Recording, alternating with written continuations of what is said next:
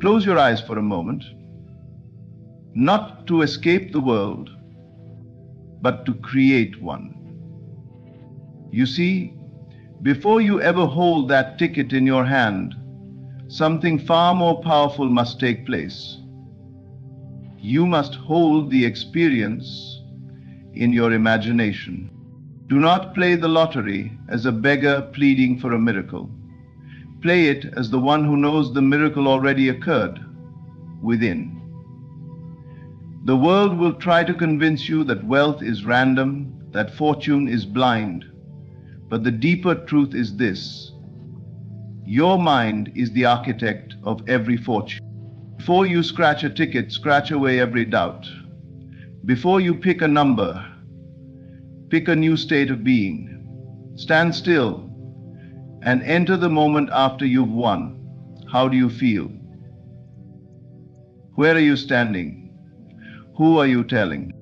Taste it, touch it, live it in the mind, and do not come back unchanged. People chase luck, but the truly wise know luck is the shadow of belief. The stronger your belief, the longer your shadow stretches across this earth. So just do this. Buy your ticket not with your hand, but with your heart. Walk to the store not with desperation, but with the quiet confidence of one who already holds the prize. And when they ask you, why do you seem so calm, so sure? You smile and say, because I didn't come here to get rich. I came here because I already am. Before the ticket is ever bought, you must see the result in your mind. The true act of purchasing is done in consciousness first. This is the secret most people miss. They walk into a store, hand over their money, and hope. But hope is passive. Hope is rooted in uncertainty. You are not here to hope. You are here to know. To know that reality as you experience it is simply a reflection of your inner world. What you accept as true in imagination, the world cannot help but mirror.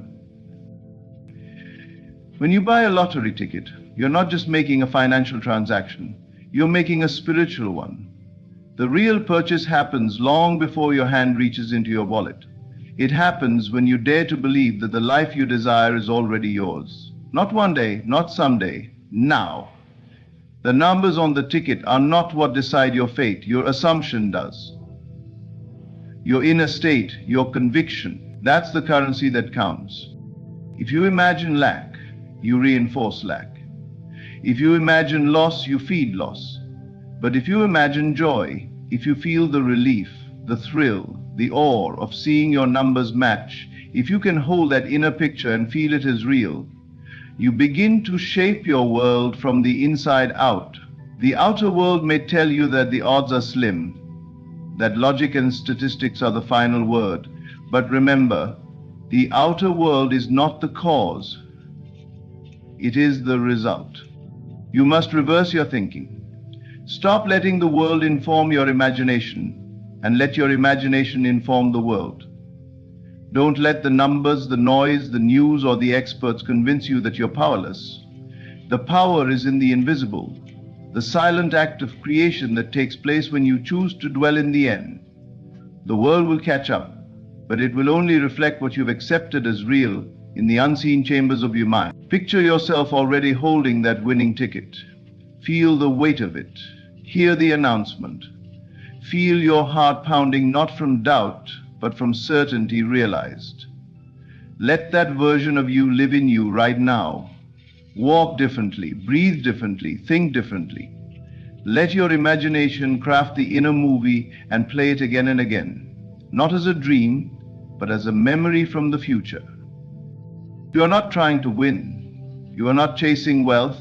You are claiming what is already yours in the realm of the unseen. You don't need to know how it will come. You simply need to be it. Now, the question is not, will I win? The real question is, can I believe in a reality before I see it? If you can say yes to that, you have already won. because your imagination is not fiction, it is creation. This world is molded by the images you accept as truth. That is why your assumption, the thing you declare as already true, carries the power to shift circumstances, override odds, and bring the impossible into form. That is the real power, not in the ticket, but in the consciousness behind it. So before you even walk into the store, take a moment to go within. Close your eyes and see, not as a watcher, but as a participant.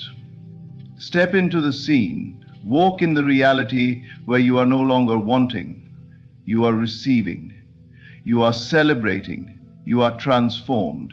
That version of you already exists. You are not creating it, you are aligning with it. The purchase is made not with money but with belief, not with effort but with awareness. Before the numbers are drawn, draw the feeling of fulfillment within. Make the inner real and the outer will follow. Because imagination is not daydreaming. Imagination is destiny. Don't hope for the win. Assume you've already won. This is not about wishful thinking. This is not about daydreaming or fantasizing. This is about a profound shift in consciousness, a movement from longing to possessing, from waiting to receiving. It is a deliberate choice to dwell in the end, to live mentally and emotionally from the outcome, not toward it. Hope is weak. It implies distance. It says, maybe one day. But assumption is powerful. It brings the future into the present. It claims the result now. When you assume you've already won, you do something extraordinary. You condition your inner world to reflect the very thing you desire, and in time, the outer world has no choice but to conform. Feel the joy now, not as if you're pretending, not as if you're acting, but as if the thing you've asked for has already unfolded. What does that feel like? If you truly believed the lottery was won, how would you breathe? How would you walk into a room? What conversations would you have? How different would your energy be? These are not small things. They are everything. They are the signs that your inner world has shifted. People often say, I'll feel better once it happens.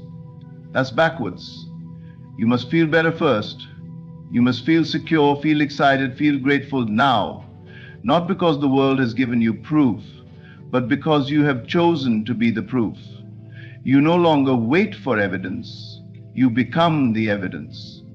You declare the state of the wish fulfilled and occupy it fully, and then the world mirrors that declaration in form.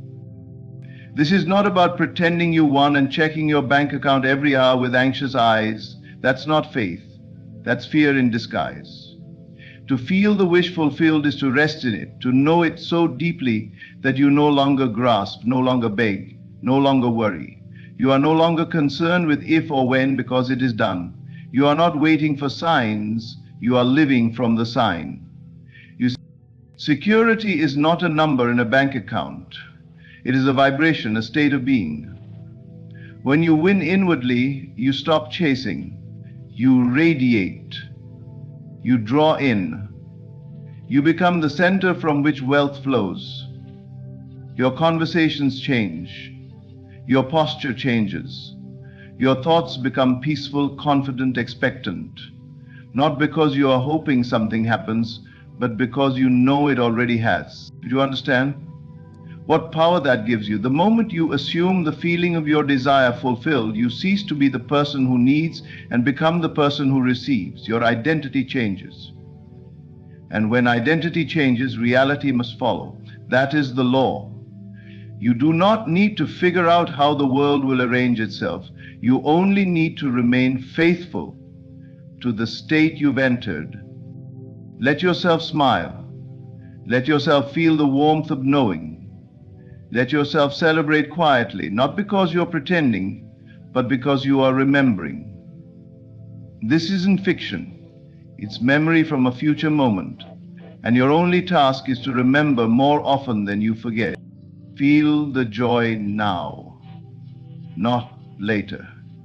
Feel the freedom of not needing to check your balance.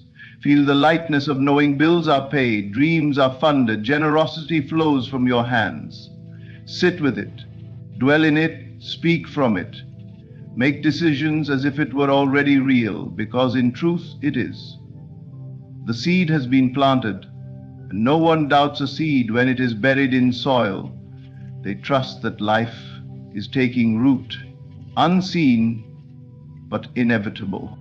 So before the world shows you the wind, you must show the world your decision. The decision to feel what you asked for before it arrives. That is the act of creation. That is the secret.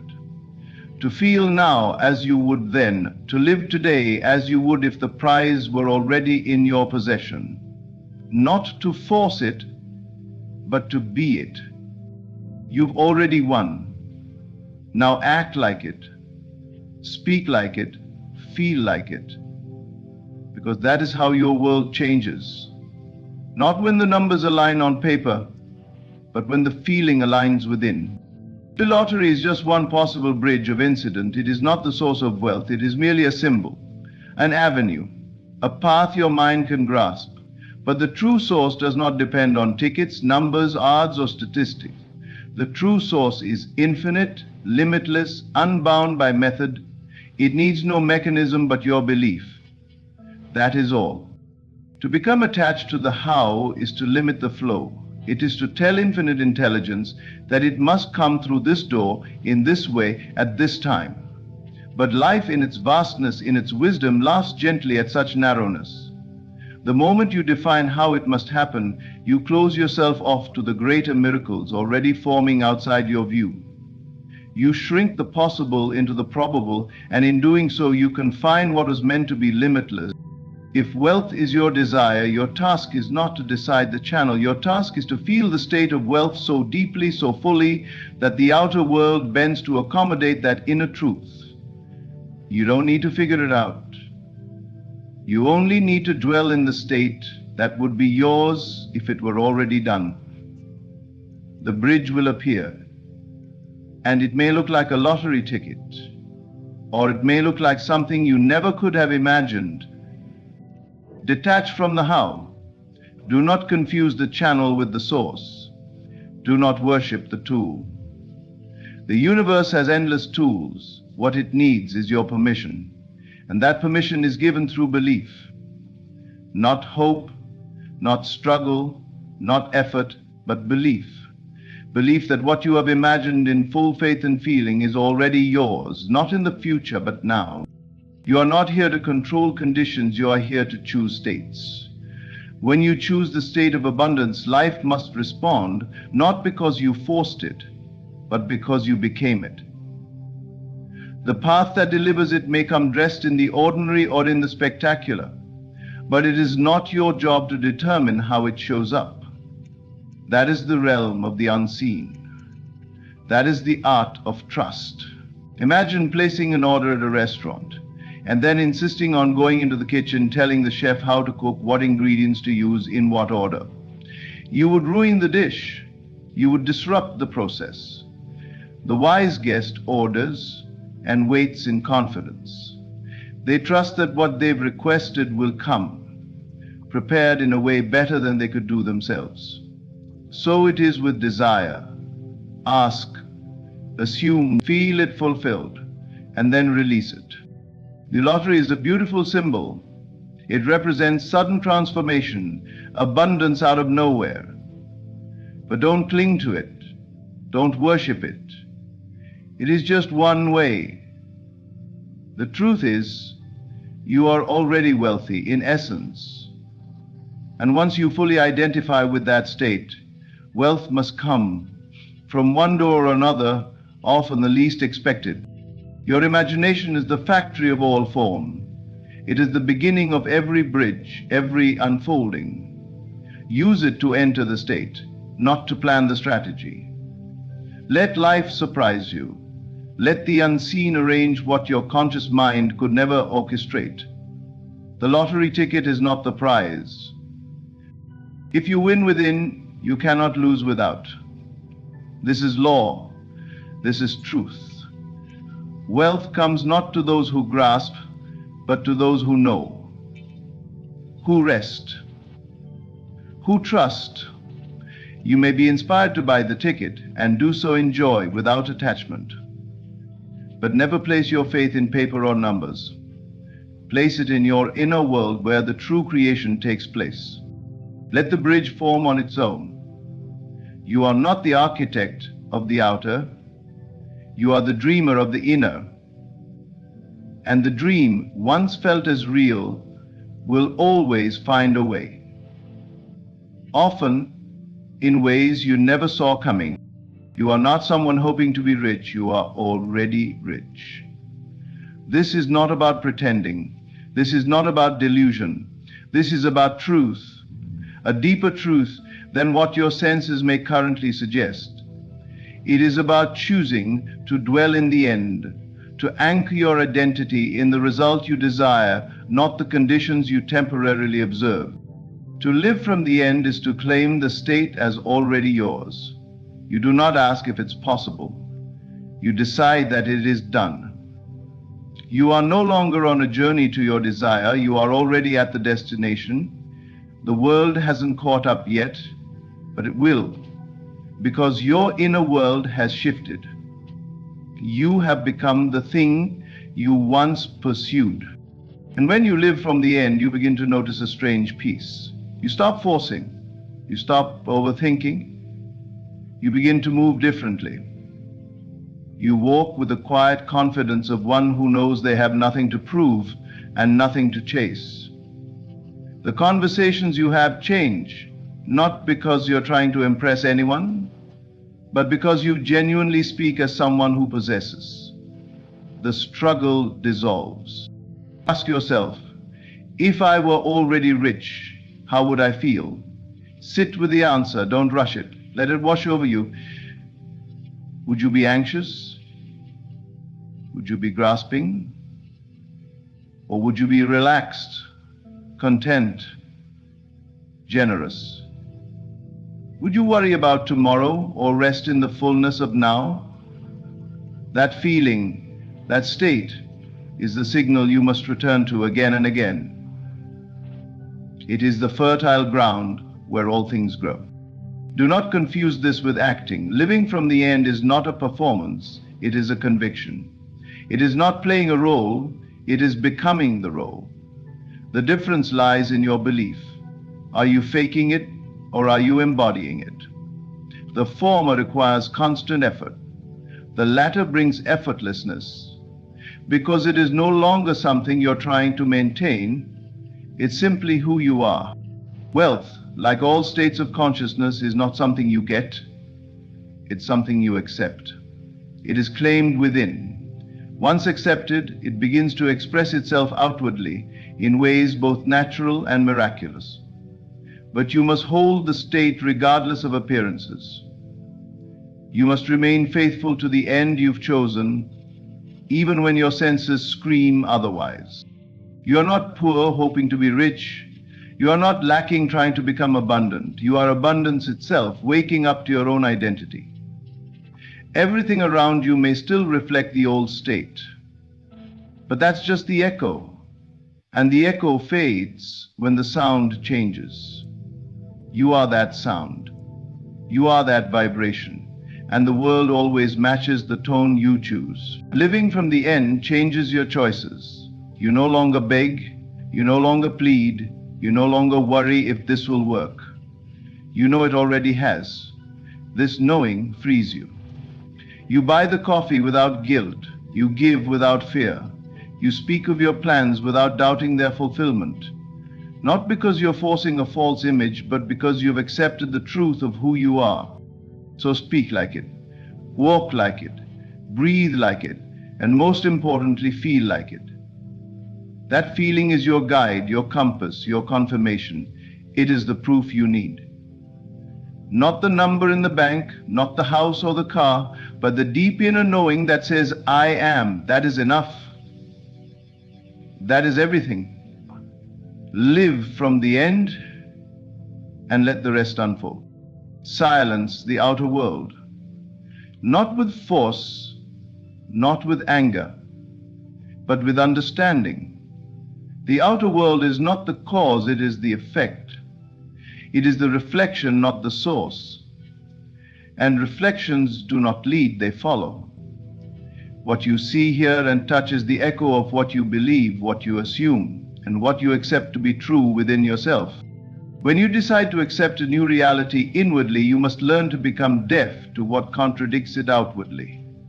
Statistics, odds, voices of doubt, they all belong to the world of appearances. They arise from a consciousness that has forgotten its own power. But you must remember that reality begins not out there, but in the quiet spaces of your own mind. There will always be someone to remind you of the odds. They will quote percentages. They will tell you to be realistic. But what they call realism is only a loyalty to what has already been. It is not a vision of what could be, and certainly not of what already is in the unseen. When you silence the outer world, you begin to walk by inner knowing, not by external sight. Ask yourself this. What would I do if I could no longer hear the opinions of others? What if no statistic, no expert, no well-meaning friend could plant their doubt in my mind? Who would I be then? What would I dare to believe? That version of you, the one untouched by noise, is the version who manifests. That is the version who creates. You are not denying the facts. You are refusing to worship them. You are not ignoring the world. You are choosing not to let it shape your identity. This is not blind hope. This is spiritual precision. You understand that what is seen came from the unseen, and that to change the outer, you must shift the inner. And that shift begins with silence. Silence is not the absence of sound, it is the absence of reaction. You can walk through a world of doubt and be unmoved by it. You can hear the negative news and still choose to hold your vision. This is power. Not loud, not boastful, but deep and immovable. When the storm outside rages, the one who is rooted within is untouched. What you accept within will reflect without.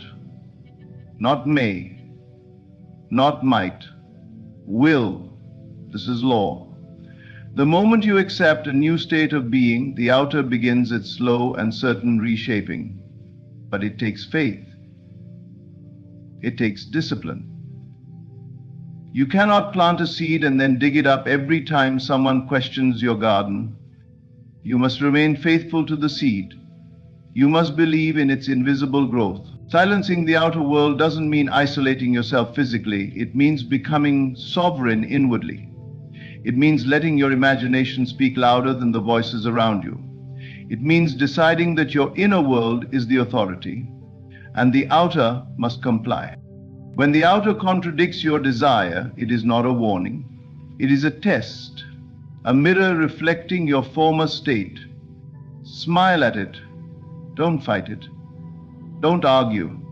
Just remember who you are and where the true creation takes place.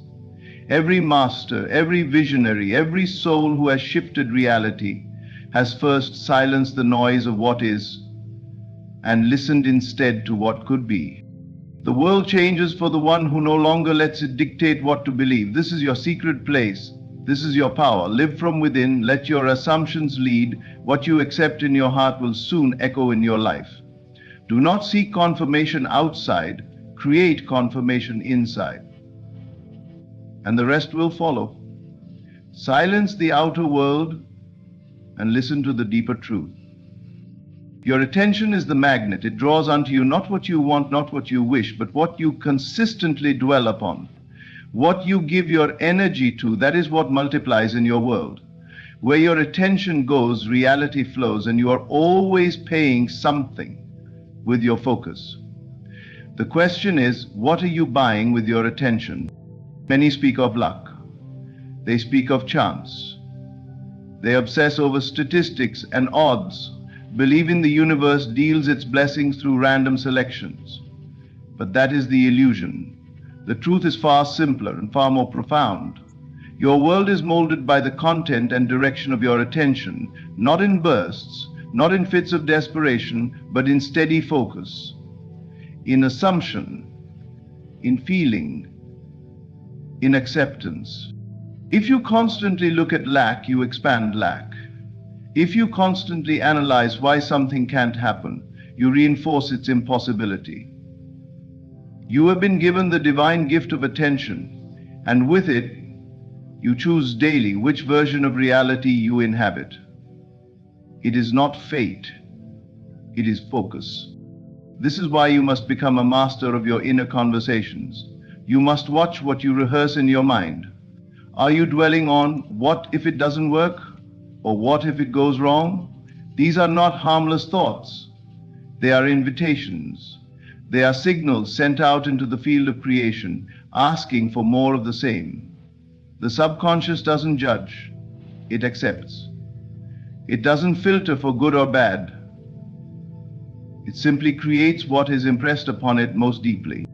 If your attention is on certainty, on the knowing that your desire is already fulfilled, then that is the vibration you offer. And reality cannot help but match it. It may not come through the path you expect. It may not arrive on the timeline you prefer. But it must come because the law is firm. Attention gives birth to. This is not about forcing yourself to never have a negative thought. It is about choosing your dominant vibration. What do you return to? Where do you rest? That is the true magnet.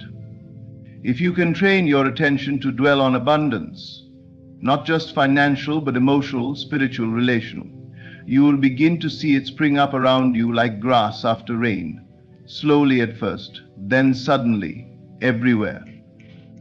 You were not meant to be tossed around by circumstance. You were not designed to be a servant to outer conditions. You are the origin point. You are the cause, not the effect. And your power lies in where you place your focus. So do not squander it by watching everything that's going wrong or obsessing over how it might fail. That is attention wasted. And see yourself as one who already has what they desire. Feel the warmth of that fulfillment. Dwell there. Return often. Let it become your home. Let it become so normal within you that the outer world has no choice but to comply.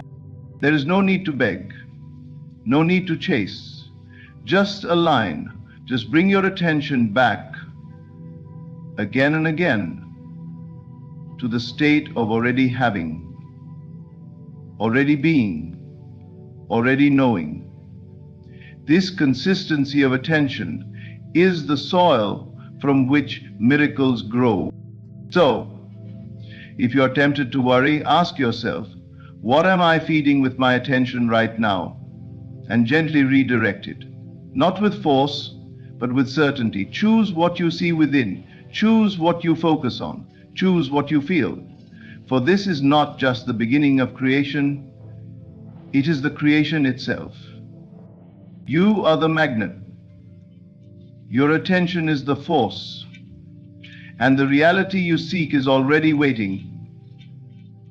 Not to be found, but to be focused upon. Before you ever touch that lottery ticket, understand this.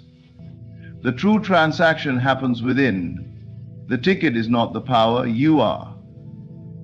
Your imagination, your assumption, your inner silence, and your attention. These are the keys. Don't chase the outer world for signs, and don't beg life to bless you. Stand in your knowing. Feel it done. Live as the one who already possesses what others are still hoping for. Let go of the how and trust the unseen hand that shapes reality according to your inner acceptance. Wealth, peace, and fulfillment do not come to you. They come from you. The moment you realize this, the need for effort fades and manifestation becomes natural. You don't need luck. You need alignment. Thank you for listening with the ears of the Spirit. May your inner world be rich, your imagination vivid. Ladies and gentlemen, let me tell you something about strength. It doesn't come from lifting weights. It comes from lifting yourself. When life throws punches, a strong woman doesn't fall. She stands taller, fiercer, and wiser. Life is no easy road, but the strong woman, she doesn't just walk it, she conquers it. When the storm hits, she doesn't ask, "Why me?" She says, "Try me." Her struggles are not setbacks, they are setups for comebacks. A strong woman knows the power of no. She knows that not every invitation deserves her presence, and not every battle deserves her fight. Her boundaries are the walls that protect her peace, and she guards them like a queen protects her throne. You cannot tell her who she is because she already knows. Society may try to label her, criticize her, or even tear her down, but her self-worth is built on a foundation no one can shake. She doesn't seek applause. She moves to the rhythm of her own purpose. Yes, she's kind. Yes, she's compassionate. But don't mistake her kindness for weakness. She'll give you her hand if you're falling, but if you try to pull her down, she'll let go without hesitation. A strong woman isn't just surviving, she's thriving. She has dreams, goals, and a fire in her soul that keeps her moving. Even when others doubt her, even when the road gets tough, she keeps going because she knows where she's headed. Here's the real power. A strong woman doesn't need the crowd to cheer her on. She's comfortable in her own company. Alone or surrounded, she's at peace because she's learned to love herself deeply. She doesn't conform to fit into boxes or play small to make others comfortable. She walks into every room like she belongs there because she does. Her authenticity is her superpower, and she doesn't dim her light for anyone. So, to every woman who's fought battles no one knows about, who stood tall when life tried to knock her down, remember this: you are the definition of strength. And the world isn't just lucky to have you in it. It's better because you're here. Keep shining, keep standing, and keep being unapologetically strong. A strong woman is not defined by the ease of her journey, but by the weight of the storms she has endured. Life, with all its unpredictable trials, has tried to break her, but instead, it has shaped her into a force of nature. She doesn't crumble under pressure, she transforms it into power. Each setback, each obstacle, and every heartache becomes a stepping stone for her ascent. Her strength is not in the absence of pain, but in her ability to rise despite it. She wears her scars proudly, not as reminders of defeat, but as symbols of survival. Every scar tells a story of a challenge faced and overcome, a moment when the world thought she would break, yet she stood tall. Those scars are not blemishes, they are badges of honor, earned through perseverance and grit. They are the marks of a life lived with courage, a testament to her refusal to give up. When the odds were stacked against her, she knows that the beauty of her soul lies not in perfection, but in her resilience. When adversity strikes, she doesn't ask for it to stop. She asks for the strength to endure it. Her mind becomes her sanctuary, a fortress fortified by the lessons learned from her struggles. She understands that pain is temporary, but the growth it brings is permanent. Challenges do not intimidate her because she has seen worse and emerged stronger. She knows that life's trials are not a punishment, but a test, a way to refine her character and sharpen her resolve. What makes her truly remarkable is her ability to face the darkness without losing sight of the light. She doesn't let fear paralyze her. Instead, she uses it as fuel to move forward. When the world seems to close in around her, she finds a way to breathe, to push forward, and to break free. She doesn't run from her problems, she confronts them head-on, knowing that true strength is not in avoidance, but in courage. Her bravery is quiet yet unyielding, a force that cannot be shaken by circumstances. Even in her hardest moments, she finds the will to keep going. She knows that the strength to rise is not always loud or dramatic. Sometimes, it's found in the quiet determination to put one foot in front of the other, even when the weight feels unbearable. She doesn't measure her progress by the speed of her recovery, but by the depth of her perseverance. Her strength is steady, like the roots of a tree that hold firm even in the fiercest storm. And when she rises not just for herself, but for others. Her resilience becomes a beacon of hope for those around her, a living example of what it means to overcome. She inspires others to believe that they too can endure and thrive, no matter how tough life gets. Her strength is not just her own, it becomes a ripple, touching the lives of everyone who witnesses it.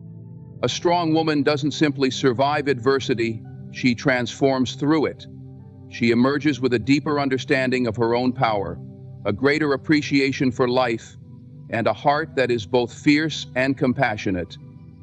She is proof that resilience is not just about bouncing back, it's about rising higher than before. And through it all, she remains unshaken, unbroken, and undeniably strong. A strong woman understands the value of her time, energy, and emotional well-being. She doesn't seek to please everyone, nor does she feel obligated to say yes to every request or expectation. Instead, she has mastered the art of setting boundaries, recognizing that her peace is her sanctuary and protecting it is her responsibility.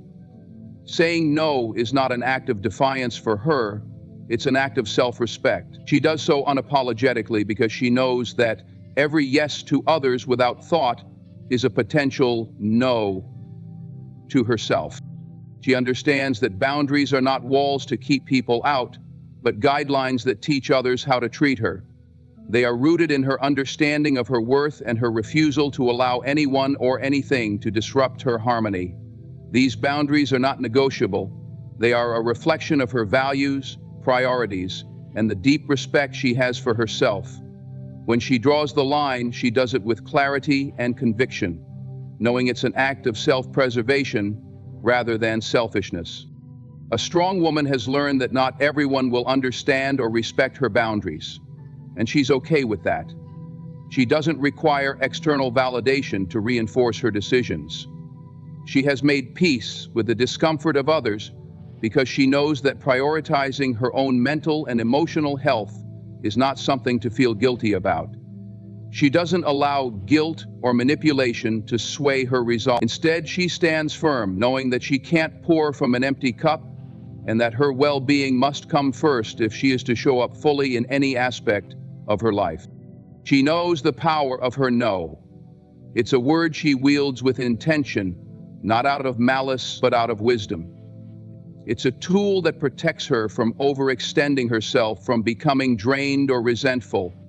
Her no is not a rejection of others. It's an affirmation of herself. It says, I respect you, but I also respect me. She understands that those who truly care for her will respect her boundaries, while those who don't were never meant to be a part of her life in the first place. Her peace is non-negotiable because she knows what happens when she compromises it. She's been there before, burnt out, overwhelmed, and emotionally depleted because she allowed others to overstep. But those experiences taught her a valuable lesson. Peace is priceless. It's the foundation of her strength, her clarity, and her ability to navigate life with purpose. Without it, she cannot thrive. And so she guards it fiercely, not out of fear, but out of love for herself. In relationships, she sets the tone early, making it clear what she will and will not tolerate. She communicates her boundaries with grace, but without hesitation.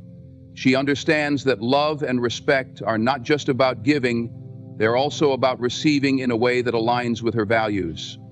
She doesn't shy away from difficult conversations, knowing they are necessary for maintaining healthy connections. Even in the face of backlash or misunderstanding, she doesn't waver. She has learned that pleasing everyone is a futile pursuit, and the only person she needs to be at peace with is herself.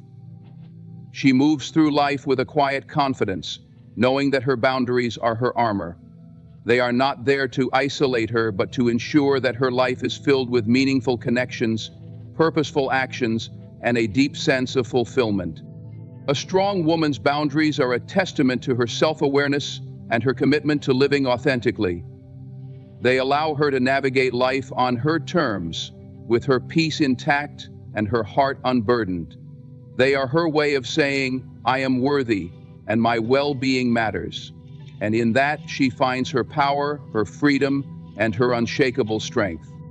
A strong woman does not measure her worth by the opinions or validations of others. She has cultivated a deep sense of self-awareness, and this inner clarity serves as the foundation of her confidence. Her value is not dictated by how others perceive her, nor is it dependent on fleeting affirmations from the outside world. She knows her worth because she has taken the time to understand who she is, what she stands for, and what she brings to the table. This sense of self-worth is unshakable, rooted not in ego, but in authenticity. She doesn't chase after approval because she understands its fleeting nature. External validation can be a tempting trap, but she knows that relying on it leads to an endless cycle of trying to please others at the cost of her own happiness. She refuses to live her life based on the expectations or judgments of society. Instead, she creates her own standards and measures her success by her own progress, values, and principles. Her self-worth is not a negotiation. It is a non-negotiable fact of her existence. This confidence is not loud or boastful. It is quiet yet undeniable. It's the way she carries herself, the way she speaks, and the way she chooses to show up in the world. It comes from knowing her strengths, embracing her flaws, and owning every part of her journey. She understands that perfection is an illusion and that true beauty lies in authenticity. By accepting herself as she is, she frees herself from the burden of trying to be someone she's not. Her self-worth empowers her to make choices that align with her values, even when those choices are unpopular. She has the courage to say no to situations, relationships, or opportunities that don't serve her highest good. She doesn't settle for less than she deserves because she knows her value and refuses to compromise it for temporary comfort or acceptance. This unwavering belief in herself allows her to navigate life with purpose and conviction. While she appreciates genuine compliments and encouragement, she doesn't depend on them to feel whole. Her confidence is not a product of external praise, it's a reflection of her inner growth. She has taken the time to cultivate a relationship with herself, to understand her dreams, fears, and desires. This self-awareness gives her a sense of stability that no external validation could ever provide. She knows who she is, and that knowledge is her greatest source of power. Her sense of self-worth also allows her to uplift others without feeling threatened. She celebrates the successes of others because she understands that their victories do not diminish her own. She doesn't engage in comparisons or compete for attention because she is secure in her own path. Her confidence radiates outward, inspiring those around her to embrace their own worth and potential. When faced with criticism or negativity, she doesn't let it define her. She discerns between constructive feedback and baseless judgment, using the former to grow and dismissing the latter with grace. She knows that not everyone will understand or appreciate her, and she's at peace with that. Her worth is not up for debate, and she doesn't feel the need to prove herself to anyone. In her presence, there is a sense of strength and peace that comes from knowing she is enough just as she is. She doesn't seek to conform or to fit into molds created by society. Instead, she boldly embraces her individuality, understanding that her uniqueness is her superpower. Her confidence is a quiet but profound declaration of self-love, a reminder that true worth comes from within. A strong woman chooses self-worth over validation every time because she understands that her value is inherent, not conditional. She doesn't wait for the world to acknowledge her, she acknowledges herself. And in doing so, she becomes a beacon of empowerment, a living testament to the transformative power of self-awareness and self-love. You deserve it. A strong woman possesses the rare ability to balance empathy with boundaries, kindness with self-respect. Her heart feels deeply for others, and her compassion is genuine, but she has learned that empathy does not mean allowing herself to be used or disrespected. She understands that her ability to care for others is a strength, not a weakness, and she wields it with discernment. While her heart may open to understand the pain and struggles of those around her, she knows when to draw the line and let go for the sake of her own well-being. Her empathy is rooted in her understanding of the human experience. She knows what it means to struggle, to feel pain, and to long for kindness. This understanding allows her to connect with others on a profound level. She listens without judgment, offers support without hesitation, and stands by those who need her. However, her compassion is not blind. She recognizes that helping someone does not mean sacrificing her peace or tolerating behavior that undermines her self-respect. A strong woman's empathy is not a license for others to take advantage of her. She has the wisdom to recognize when someone is crossing a boundary or exploiting her kindness. She gives, but she doesn't overextend herself to the point of exhaustion or resentment. She knows that true compassion includes caring for herself, and she refuses to pour from an empty cup. By protecting her energy, she ensures that her kindness remains a strength rather than a source of her own suffering. She understands that letting go is sometimes the most compassionate choice for both herself and the other person. When faced with toxic relationships or unhealthy dynamics, she doesn't cling out of guilt or obligation. Instead, she chooses to walk away with grace, knowing that real love and respect cannot coexist with disrespect. She does so without bitterness, carrying no grudge, but instead with the understanding that letting go is a necessary step for her growth and peace. Her compassion is also coupled with accountability. She doesn't enable destructive behavior or excuse actions that cause harm. She believes in holding people accountable while still offering them grace. She knows that empathy isn't about ignoring the truth, but about approaching it with kindness. She can deliver honesty with care, knowing that sometimes the most compassionate thing she can do is to tell someone what they need to hear, not what they want to hear. A strong woman doesn't see her empathy as a weakness because she has turned it into one of her greatest strengths. She uses it to create meaningful connections, to uplift others, and to bring light into the lives of those around her. But she also uses it to understand herself better. She knows when she needs to rest, when she needs to say no, and when she needs to put herself first. Her compassion starts with herself, and from that foundation, it extends outward to the world. She is not afraid to feel deeply, to cry, or to show vulnerability, but she doesn't let her emotions control her. Her strength lies in her ability to process her feelings without being consumed by them. She knows that feeling deeply is a gift, not a burden, and she treats it as such. Yet she is not ruled by her emotions. She makes decisions with both her heart and her mind, ensuring that her empathy is balanced with wisdom and self-care. To some, her combination of kindness and firmness might seem paradoxical, but to her, it is simply who she is. She doesn't compromise her values or her dignity to please others, and she doesn't mistake her ability to care for others as a reason to endure mistreatment. She leads with her heart, but remains guided by her principles. In her, there is a beautiful balance of strength and compassion. She feels deeply, but refuses to let her feelings make her vulnerable to harm. Her empathy is her superpower, but it is one she wields with care and intention. Through her actions, she shows that kindness and self-respect can coexist, and that a heart that feels deeply can also be a heart that knows its worth. A strong woman moves through life with a vision that is both clear and unshakable. She knows who she is and what she wants, and she has the courage to pursue her purpose with unwavering determination. Her vision is not merely a distant dream, it is a calling, a deep sense of purpose that drives her forward no matter what challenges or setbacks come her way. She doesn't wait for the perfect conditions or rely on others to validate her ambitions. Instead, she takes charge of her journey, knowing that her destiny lies in her own hands. Her vision is born from clarity.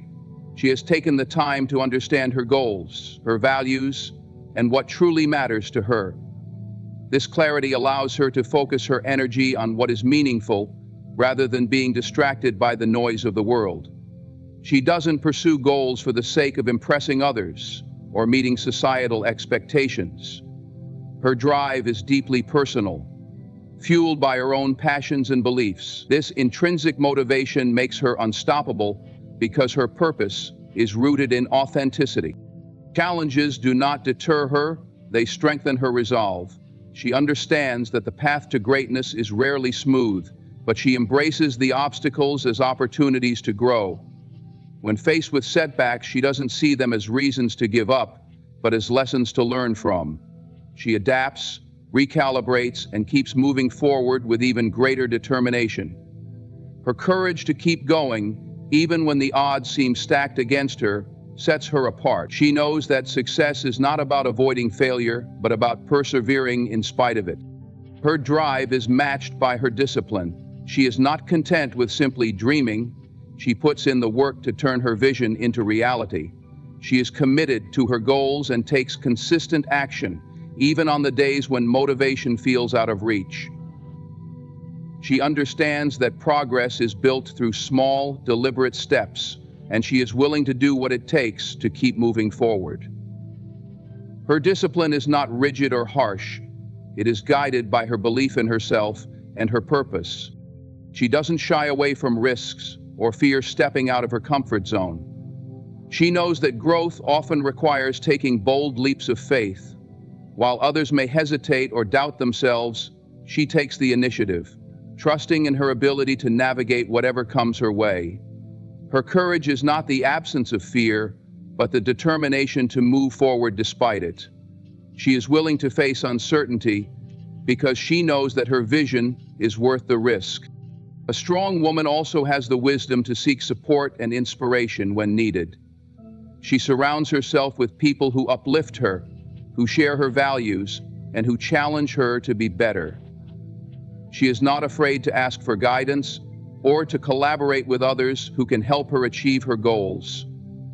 At the same time, she knows how to stand alone when necessary, relying on her inner strength to keep her moving forward. Her confidence comes from knowing that she is capable of overcoming any challenge, whether she has support or not.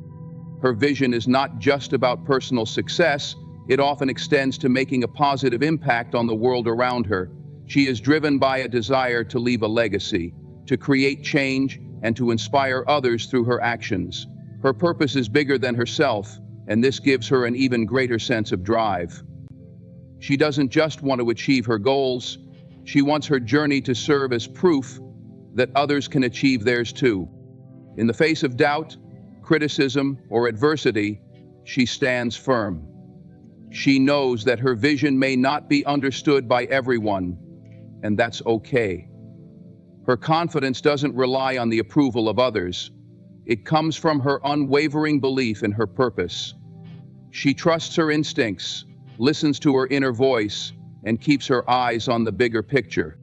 Her vision and drive are the forces that propel her forward, making her a force to be reckoned with. She is not just a dreamer, but a doer, someone who turns ideas into action and challenges into triumphs. Through her determination, she proves that a clear purpose, coupled with courage and resilience, can overcome any obstacle and transform even the boldest dreams into reality. In 2018, her determination led to action. When her family moved to the UK, her life did become a different one, and people joined tribes.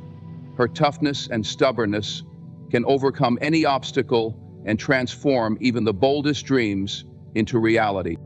A strong woman radiates an unshakable inner peace that sets her apart in a world often dominated by external noise and endless distractions.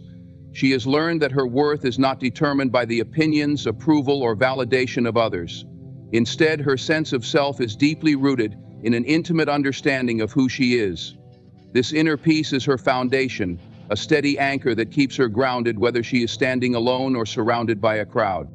She has discovered that true wholeness comes from within. Her happiness is not contingent on the approval of others, nor does it depend on circumstances aligning perfectly.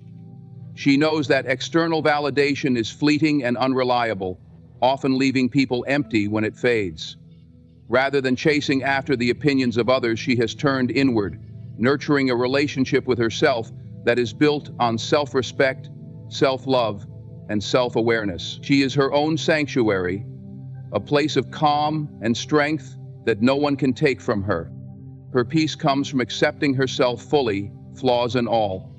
She doesn't strive for perfection or waste time comparing herself to others.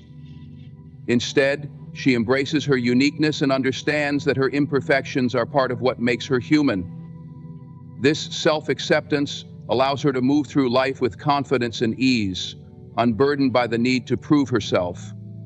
She is content with who she is, and this contentment gives her a quiet strength that is unshakable. Even in the midst of chaos or criticism, she remains calm and composed. She knows that other people's opinions are reflections of their own perspectives, not definitions of her value. When faced with negativity, she doesn't react impulsively or let it disturb her peace. Instead, she responds with grace, choosing to protect her energy and maintain her sense of balance. She has mastered the art of not taking things personally, understanding that her peace is far too valuable to be disrupted by the fleeting judgments of others. Her ability to find peace within herself extends to her solitude. She is not afraid to be alone because she doesn't equate solitude with loneliness. To her, alone time is an opportunity to recharge, reflect, and reconnect with herself. She enjoys her own company and sees it as a chance to nurture her inner world. Whether she is surrounded by people or spending time in silence, she feels at home with herself. Her peace is not dependent on external circumstances, but flows from the wellspring of her inner being. This self-sufficiency does not mean she isolates herself or rejects connection. On the contrary, she values meaningful relationships and understands the importance of community. However, she does not cling to others out of insecurity or fear of being alone. She approaches relationships from a place of wholeness, bringing her authentic self to the table without seeking to fill a void. Her inner peace allows her to give freely and love deeply without losing herself in the process. She has also cultivated the ability to let go of what does not serve her, whether it's toxic relationships, old grudges, or unrealistic expectations. She knows that holding on to these things only disturbs her peace. She chooses to release them, not out of weakness, but out of strength. Letting go is her way of prioritizing her well-being and staying true to herself. She understands that peace is not just the absence of conflict, but the presence of harmony within her soul. Her inner peace is her greatest armor in a world that often seeks to shake it. She remains steady in the face of life's storms, trusting herself to navigate through them with resilience and grace. This unshakable calm is not something she was born with. It is a skill she has cultivated through self-reflection, mindfulness, and a commitment to her own growth. She has learned to quiet the noise around her and listen to the voice within, trusting it to guide her. In her presence, others feel a sense of calm and stability, drawn to the serenity that she embodies. But her peace is not for others to dictate or disrupt. It is hers to protect and cherish. She carries it with her, a quiet reminder of her strength and self-worth. No matter where she goes or what she faces, she knows that her inner peace is her true home, a place she can always return to. And it is this peace that makes her truly unshakable. In conclusion, a strong woman is a powerful force, defined not only by her resilience and inner strength, but by the unwavering sense of peace she carries within. She knows who she is and isn't afraid to show up fully, whether she's alone or in a crowd. Her vision and drive propel her forward with purpose, and her ability to empathize with others is tempered by her strong boundaries and deep sense of self-respect. Above all, she is unshakable in her belief in herself and her worth. She is her own source of validation, finding peace in knowing that her value does not depend on the opinions of others. Thank you for taking the time to reflect on the qualities that make a woman truly strong. May we all continue to embrace these principles, growing in our own strength, compassion, and resilience. Thank you for listening. Let me tell you something about kindness. It's a beautiful thing, a noble thing. But if you're not careful, it'll make you invisible to the very people you're trying to help. Why? Because too many people confuse kindness with weakness. They see your gentleness and mistake it for a lack of strength. But hear me loud and clear. Kindness is not weakness. It's strength restrained. It's power in control. But the moment you forget to set boundaries, the world will test you. People will push, prod, and take until there's nothing left of you to give. You see, respect and kindness are not the same thing. Respect comes from setting boundaries. It comes from standing firm when the world tells you to bend. When you allow someone to take more than you're willing to give, you're teaching them that your kindness has no backbone. And trust me, people don't respect what they can control. Familiarity breeds contempt. You've heard that, right? When you're kind all the time, when you're the one always saying yes, the one always showing up, people stop appreciating you. It's human nature. They start to expect you to be that way, and the moment you step back, they question you. Not because they miss your kindness, but because they feel entitled to it. The truth is, kindness without balance shifts the power dynamic. You hand over your power when you think being kind means saying yes to everything.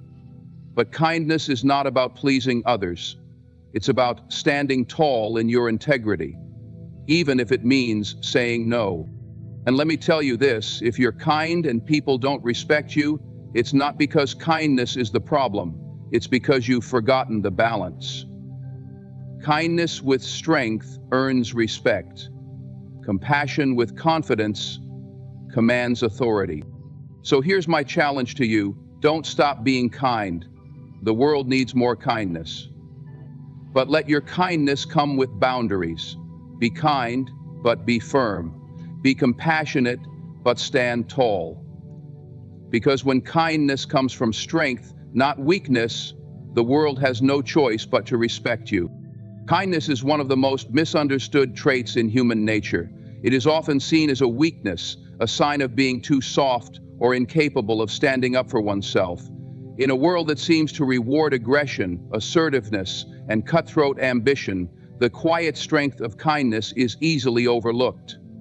People mistake a gentle demeanor for a lack of willpower and misinterpret compassion as an inability to be firm. However, true kindness requires an immense reservoir of strength, discipline, and self-awareness, qualities that many fail to recognize or appreciate.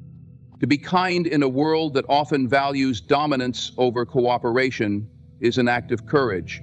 It is easy to react with anger when faced with challenges or opposition. It is effortless to shout louder, fight harder, and demand attention to impose one's will. But kindness demands restraint. It requires you to hold back when it would be easier to lash out.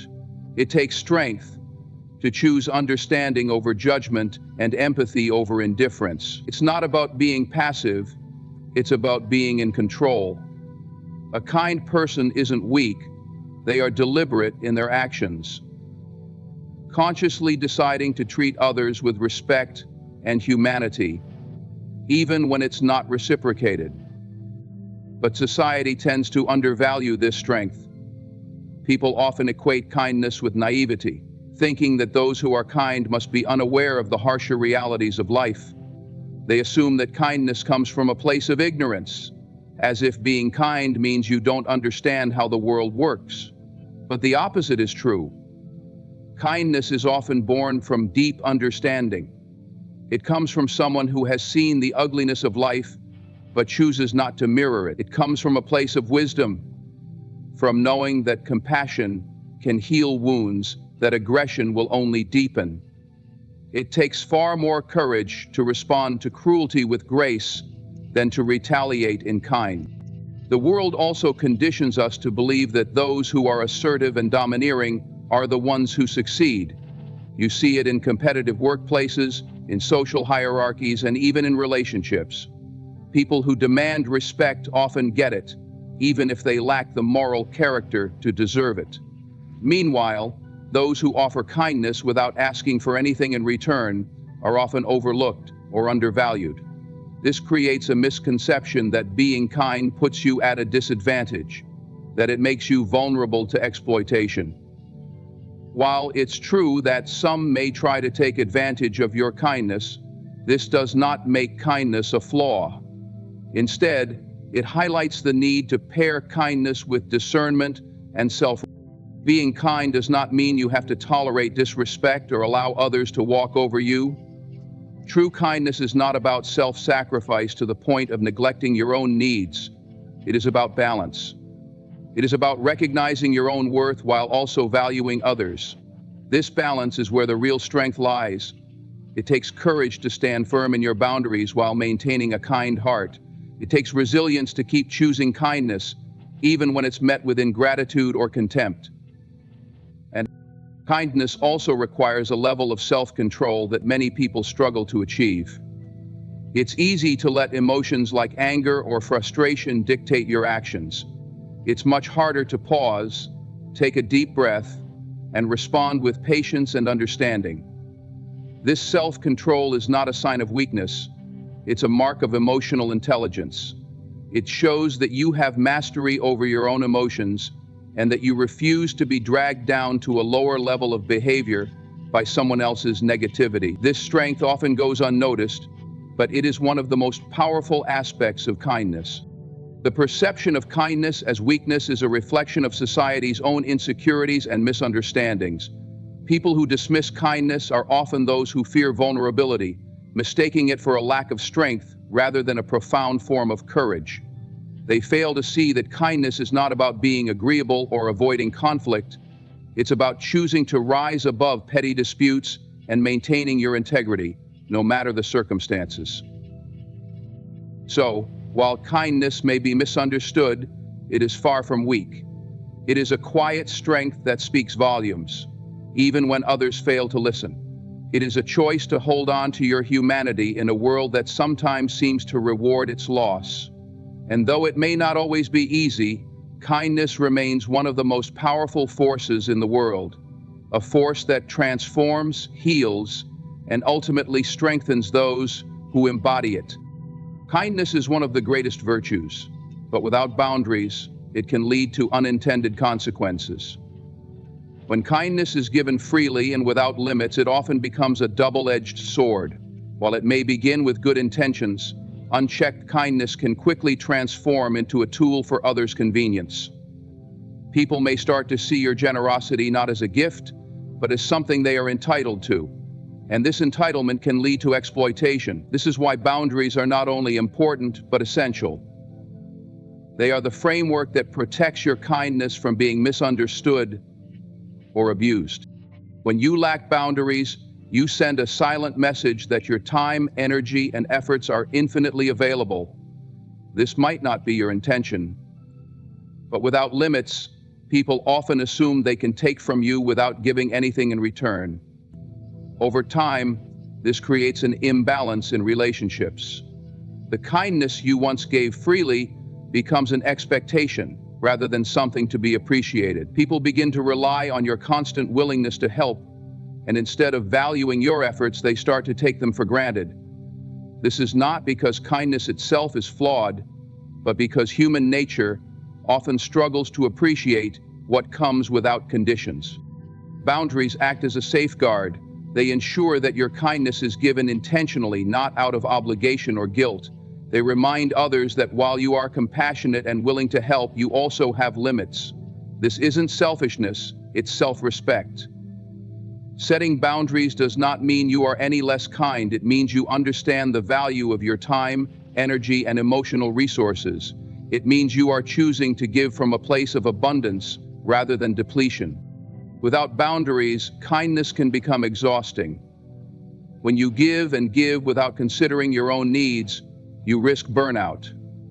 You may find yourself constantly stretched thin, trying to meet everyone else's expectations while neglecting your own well-being. Over time, this can lead to resentment. You might start to feel unappreciated or even taken advantage of, and the joy that once came from being kind begins to fade. This is why boundaries are so critical. They allow you to protect your energy and maintain the positive feelings that come from acts of kindness. It's important to understand that boundaries are not about pushing people away. They are about creating space for mutual respect. They teach others how to treat you. When you set clear limits, you are showing others that while you are willing to be generous, you also expect to be treated with respect. Boundaries do not make you less kind, they make your kindness more meaningful. They make you ethically responsible and even offer an abundance of motivation to provide both duty to you and the family that you have. When people know that your generosity is not infinite, they are more likely to appreciate it when you do choose to help. Some people may resist your boundaries at first. They may feel entitled to your kindness and become upset when you start to assert yourself. This can be difficult to face, especially if you are someone who naturally wants to avoid conflict. But standing firm in your boundaries is an act of self-care. It is a way of honoring your own needs while still showing compassion to others. Over time, the people who truly value you will respect your boundaries, and those who don't may drift away. This is not a loss. It is a necessary realignment that allows you to surround yourself with people who genuinely appreciate and respect you. Boundaries also help you avoid enabling unhealthy behavior. When you are always available to solve other people's problems, you may unintentionally prevent them from taking responsibility for their own actions. Kindness without boundaries can sometimes do more harm than good, as it allows others to rely on you rather than learning to stand on their own. By setting limits, you encourage others to grow and take accountability for their own lives, which is a greater act of kindness than constantly rescuing them. Kindness is most powerful when it is paired with self-respect. Boundaries ensure that your kindness is given freely and authentically, not out of obligation or fear of rejection. They allow you to maintain your sense of self while still being generous to others. When you set boundaries, you are not being unkind, you are honoring both yourself and those around you by creating a healthy dynamic where kindness can truly thrive. Kindness is a gift, not a duty. It loses its value when it is given without thought or care. By setting boundaries, you preserve the integrity of your kindness. You ensure that it is received with gratitude and not taken for granted. Boundaries define respect, not just the respect others show you, but the respect you show yourself.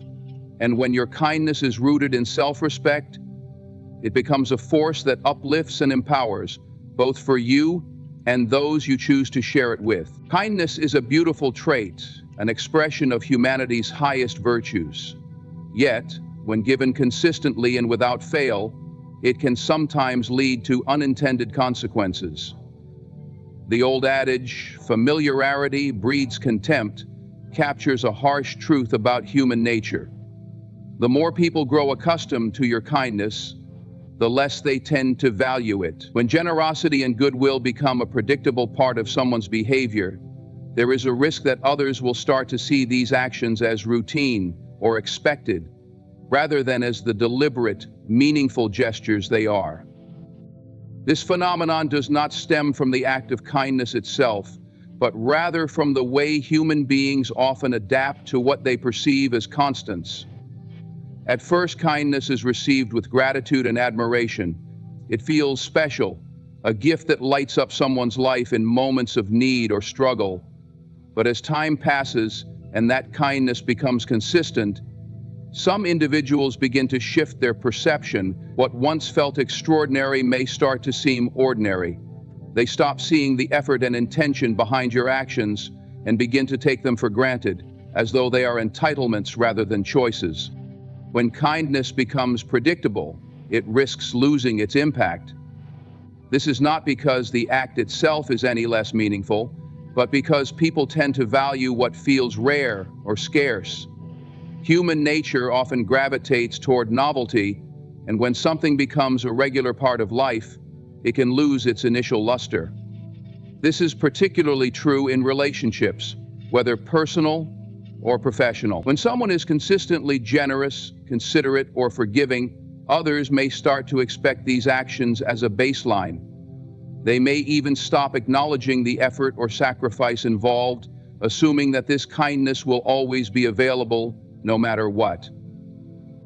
Over time, this dynamic can lead to feelings of frustration or hurt for the kind person. When you give freely and consistently, expecting nothing in return, you do so from a place of love or goodwill. But when your efforts are met with indifference, or worse, with entitlement, you can feel deeply discouraging.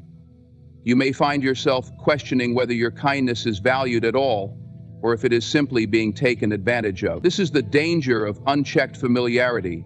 It can erode the appreciation that once accompanied your actions, leaving you feeling unseen and undervalued.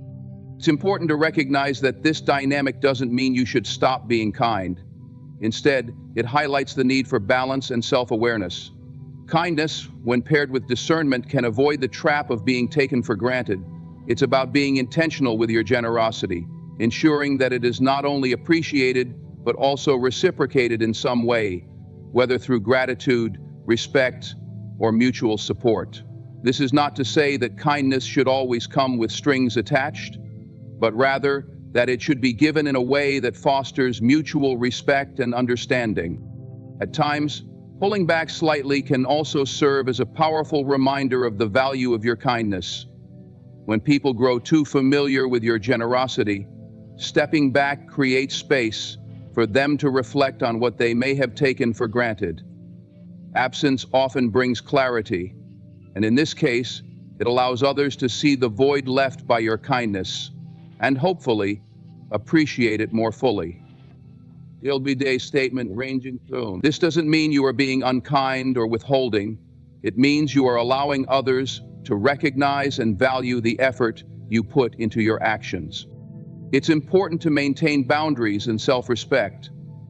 Being kind does not mean you have to be endlessly available or willing to give at your own expense. It's okay to say no, to prioritize your own needs, and to ensure that your kindness is not being exploited. In fact, setting boundaries often enhances the value of your generosity, as it reminds others that your kindness is a choice, not a given. Another way to address this dynamic is by fostering relationships with people who truly value and reciprocate your kindness. Surrounding yourself with individuals who appreciate your efforts ensures that your kindness is met with gratitude rather than complacency. These relationships become a source of mutual encouragement and support, where kindness flows freely in both directions, rather than being a one-sided expectation. The phenomenon of familiarity breeding contempt serves as a reminder of the complexity of human relationships. While kindness is always a virtue, it is not immune to being misunderstood or undervalued. By being intentional, setting boundaries, and fostering meaningful connections, you can ensure that your kindness remains impactful and appreciated. In doing so, you not only protect your own well-being, but also elevate the value of kindness in the lives of those around you. Kindness is a powerful force, but it thrives best when paired with respect, gratitude, and balance. By recognizing the dynamics of human nature and adjusting accordingly, you can continue to be kind without allowing familiarity to diminish the beauty and significance of your generosity. Instead of letting kindness be taken for granted, you can ensure it is cherished, respected, and truly seen for the gift that it is. Kindness is a remarkable virtue, often viewed as a sign of strength, compassion, and humanity, but when kindness becomes excessive or unchecked, it can create a subtle yet profound power dynamic shift in relationships. Overly kind individuals may unconsciously surrender their power to others, opening the door for domination, manipulation, or exploitation. This shift often occurs not out of malice, but from an inherent imbalance in the way kindness is perceived and reciprocated. When someone is consistently kind to the point of neglecting their own boundaries, it creates a dynamic where others may begin to feel they have control or influence over that person. The overly kind individual often prioritizes the needs of others, bending over backward to accommodate their desires, even at the expense of their own well-being.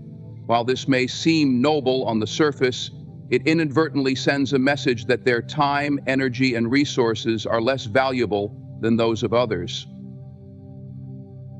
This perceived imbalance can invite certain people to take advantage of their generosity, exploiting their willingness to give without question. One of the reasons this dynamic emerges is that kindness, when unchecked, is often mistaken for submissiveness. Overly kind individuals might avoid conflict, seek to please everyone, or hesitate to say no, fearing they will upset or disappoint others. While these actions stem from a genuine desire to maintain harmony, they can be interpreted as signs of weakness or passivity. People who are more assertive or self-serving may interpret this behavior as an opportunity to assert dominance, gradually taking control of the relationship. What begins as kindness can quickly evolve into a power imbalance, where one person gives endlessly while the other takes without limits. Another contributing factor is the lack of boundaries. Overly kind individuals may struggle to set limits, fearing that doing so would make them appear selfish or uncaring. This lack of boundaries creates a vacuum where others feel free to impose their will or expectations. When someone consistently prioritizes the needs of others without asserting their own, it shifts the balance of power. The kind person becomes more of a follower than an equal, allowing others to dictate the terms of the relationship. Over time, this can lead to feelings of resentment and exhaustion, as the overly kind individual realizes they have relinquished their agency in favor of pleasing others. This dynamic is further reinforced by those who actively exploit kindness for their benefit. Some individuals are skilled at identifying and manipulating overly kind people, using guilt, flattery, or emotional pressure to maintain control. They know that the kind person will go to great lengths to avoid confrontation or rejection, and they use this to their advantage. For example, they may guilt-trip the kind person into taking on responsibilities they don't want, or manipulate them into making sacrifices they wouldn't normally agree to. In such cases, kindness becomes a tool for exploitation rather than a bridge for mutual understanding and support. The power dynamic shift is not always intentional or malicious, but it is damaging nonetheless. It leaves the overly kind person feeling drained, unappreciated, and at times powerless. They may find themselves wondering why their relationships feel so one-sided, or why they seem to attract people who take advantage of their generosity. The answer lies in the unbalanced dynamic that has been allowed to develop, a dynamic where their kindness has been misconstrued as a willingness to surrender their power. To reclaim their power, overly kind individuals must first recognize the importance of balance in their relationships. Kindness, while valuable, should not come at the expense of self-respect or personal boundaries. Setting clear limits is not an act of selfishness, but one of self-preservation. It sends a message that while they are willing to give, they also expect to be treated with respect and fairness. This shift in behavior can prevent others from taking their kindness for granted and reestablish a sense of equality in their interactions. Reclaiming power also involves learning to say no without guilt. Saying no is not a rejection of kindness, but a way of ensuring that generosity is not misused. It is a way of asserting one's own needs and priorities, reminding others that kindness is a choice, not an obligation. By saying no when necessary, overly kind individuals can create a healthier balance in their relationships, one that values both their compassion and their autonomy. Another key step is surrounding themselves with people who appreciate and respect their kindness. Genuine relationships are built on mutual respect and reciprocity, where kindness is given and received freely without exploitation.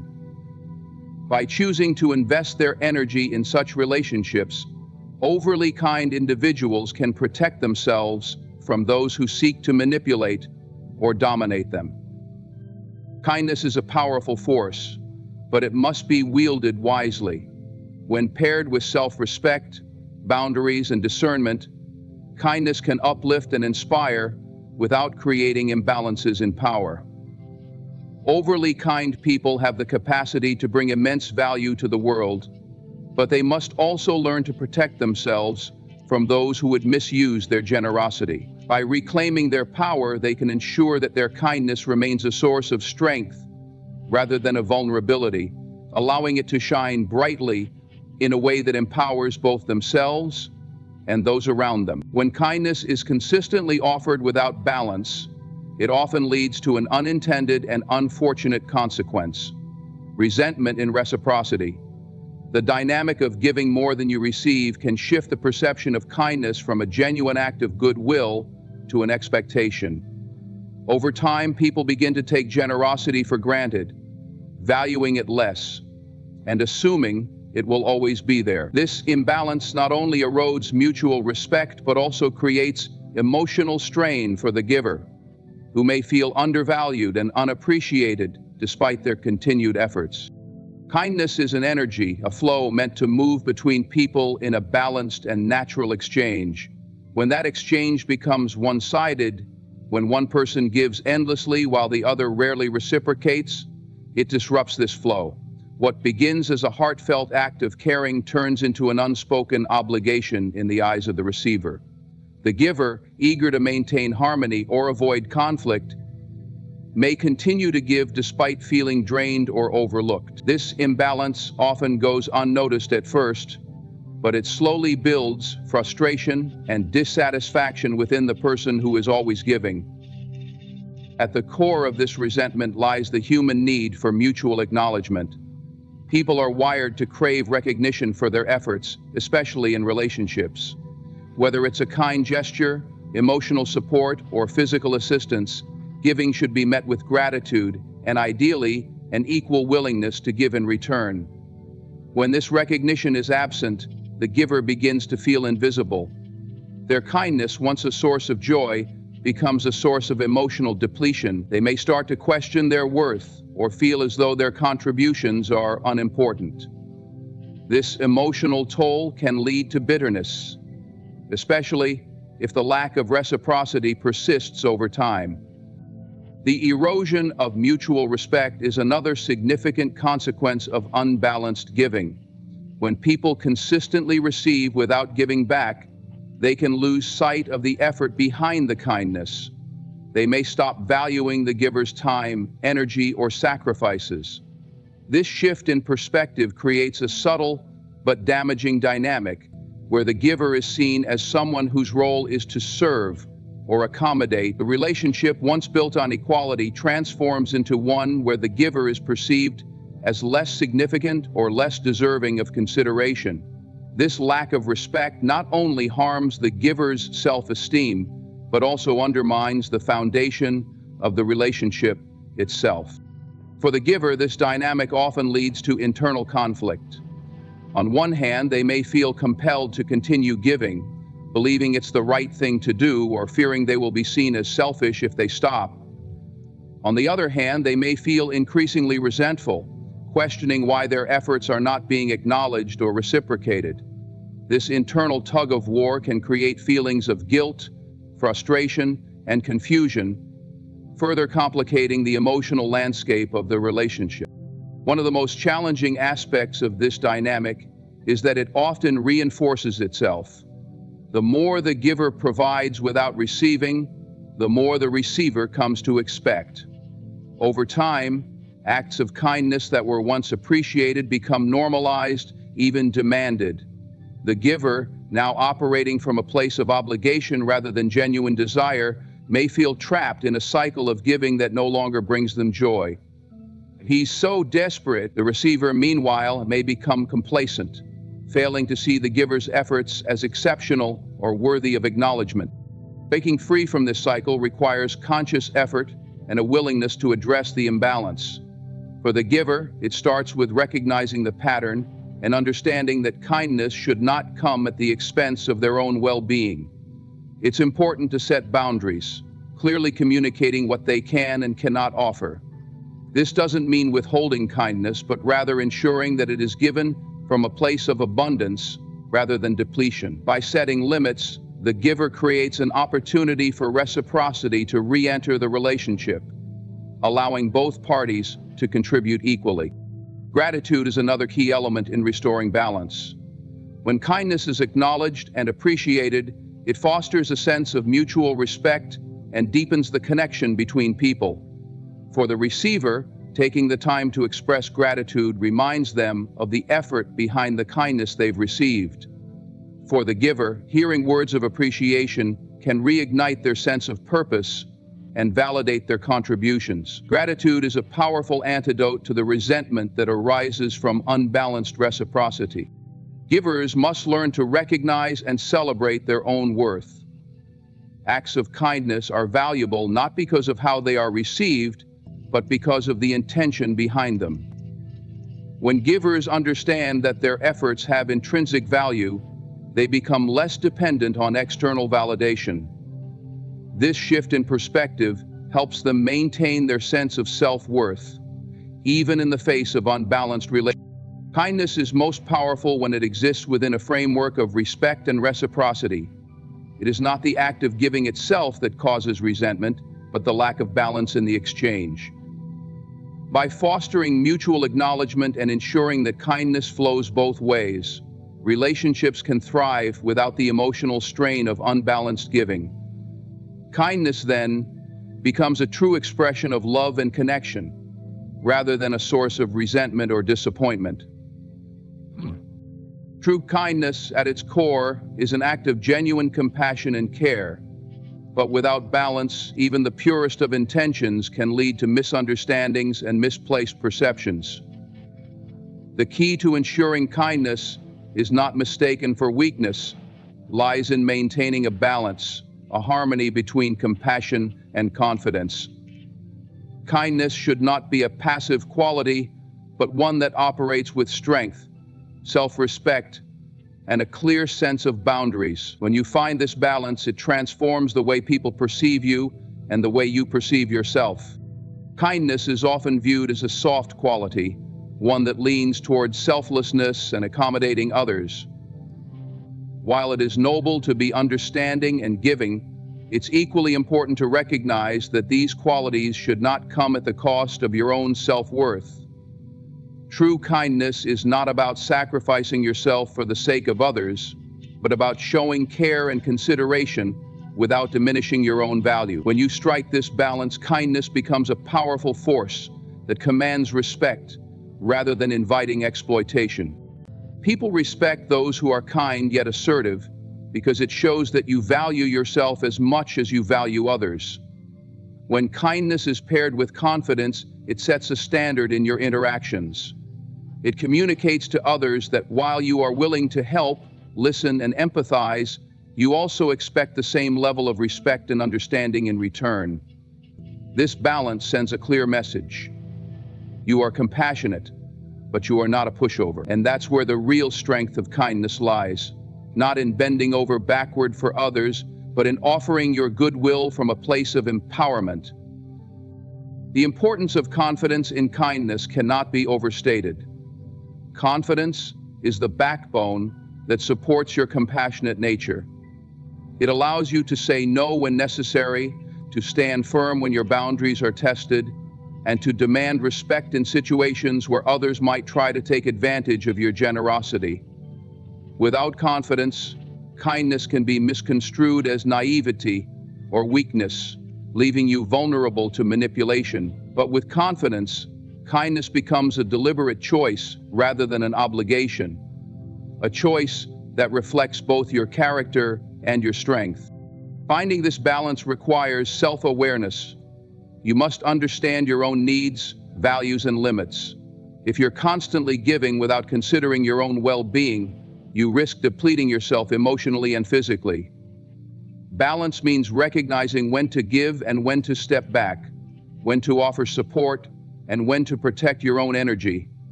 It's about being intentional with your kindness, ensuring that it stems from a place of abundance rather than exhaustion. Setting boundaries is a crucial part of maintaining this balance. Many people struggle with the idea of setting boundaries because they fear it will make them seem less kind or less caring. But boundaries are not barriers, they are guidelines that define how you expect to be treated.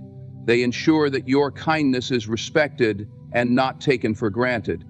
When you communicate your boundaries clearly and confidently, you teach others how to treat you. And in doing so, you create space for healthier, more balanced relationships. Confidence in kindness also means being comfortable with the idea that not everyone will appreciate or reciprocate your efforts. This can be difficult to accept, especially for those who derive joy from helping others. But it's important to remember that kindness is not about winning approval or seeking validation.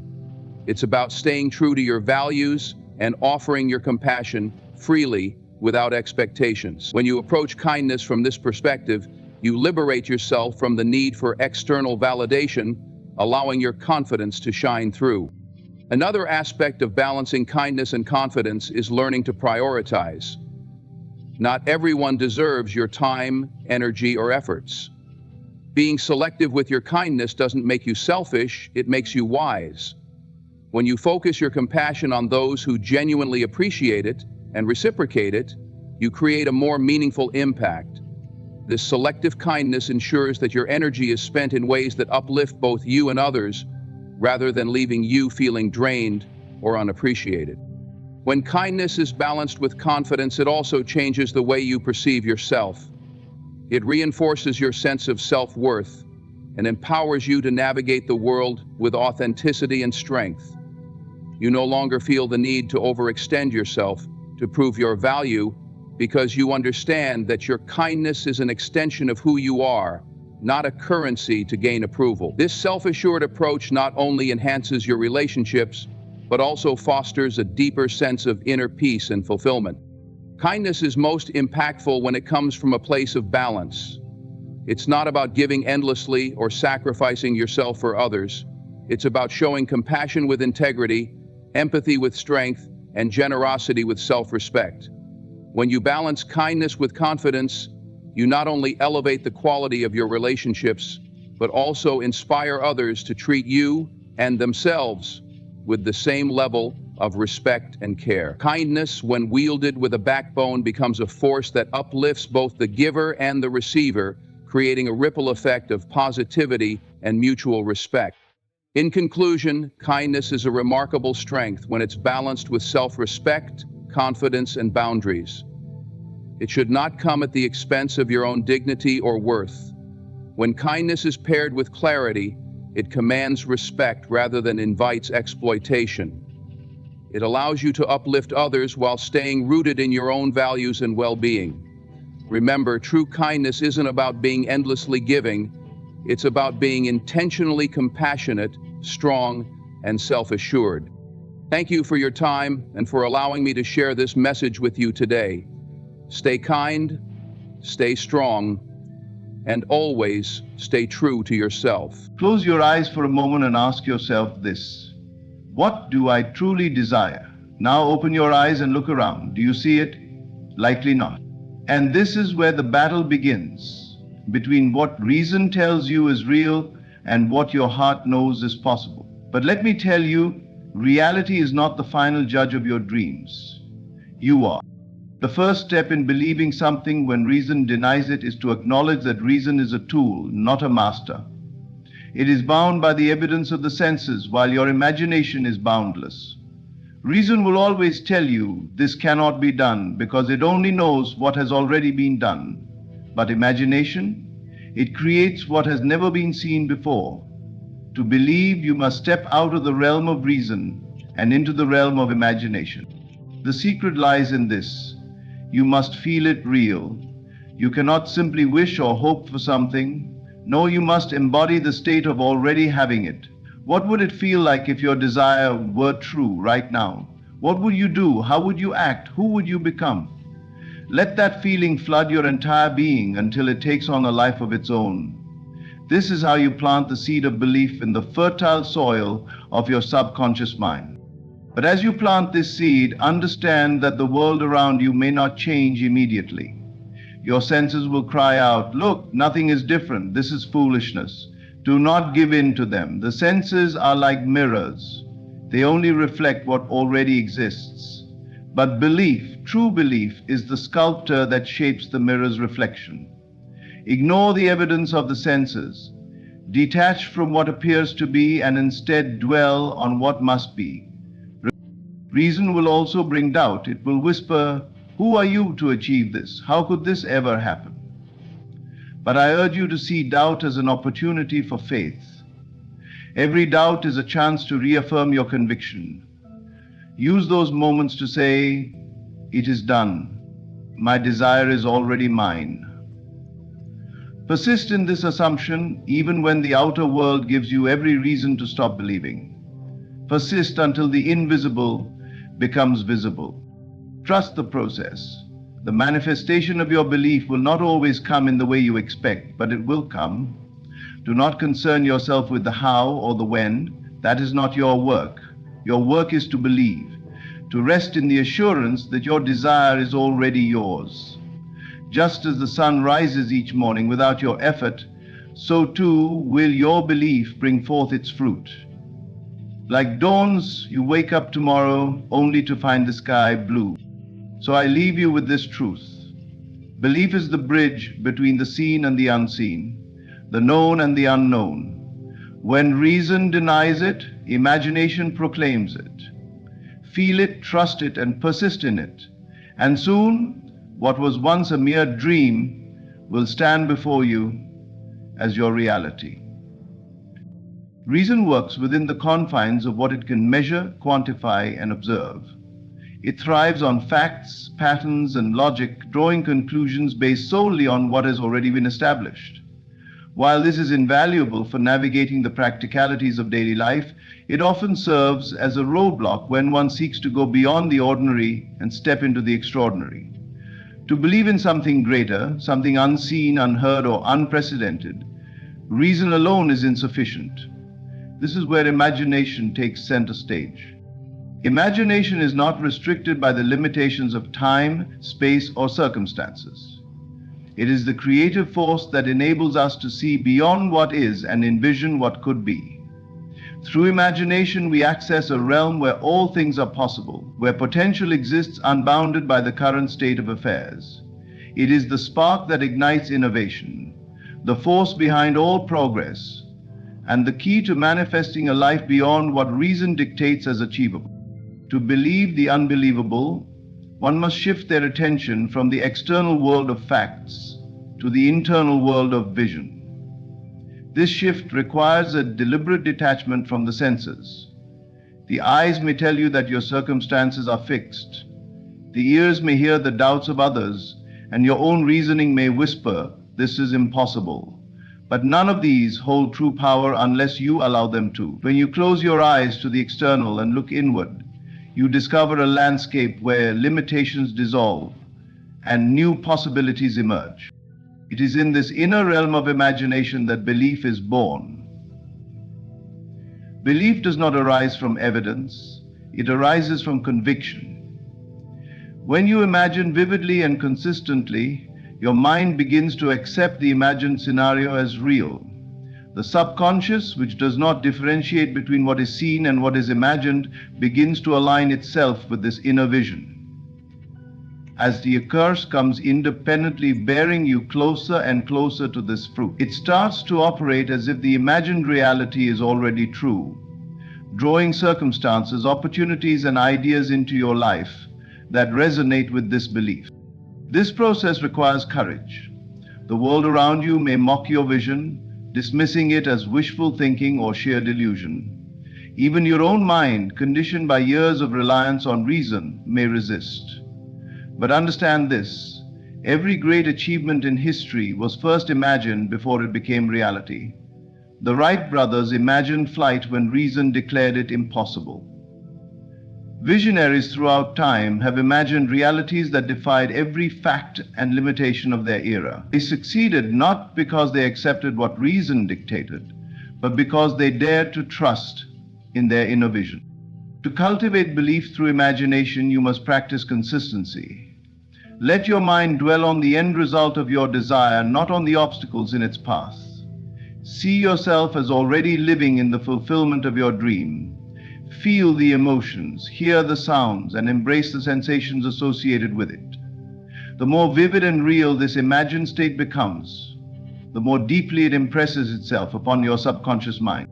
Through this process, the boundary between imagination and reality begins to blur. What once seemed unbelievable becomes a natural part of your experience.